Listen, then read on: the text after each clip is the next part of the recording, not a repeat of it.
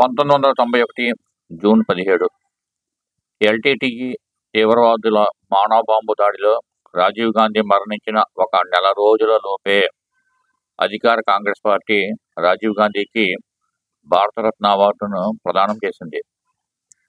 అదే రోజున జవహర్లాల్ కంటే కూడా సీనియర్ నాయకుడు, ప్రఖ్యాత న్యాయవాది, తన ప్రధానమంత్రి పదవిని గాంధీ చెప్పడంతో జవహర్లాల్ నెహ్రూకి త్యాగం చేసిన ఉత్తముడు, భారతదేశంలోని 500లకు పైగా సంస్థానాలను, అతిపెద్దవైన హైదరాబాద్ మరియు జునాగఢ్ సంస్థానాలతో సహా మనకి స్వాతంత్ర్యం వచ్చినప్పుడు మన దేశంలో విలీనం చేయడానికి విశేష కృషి సలిపి విజయం సాధించిన అప్పటి కేంద్ర హోంమంత్రి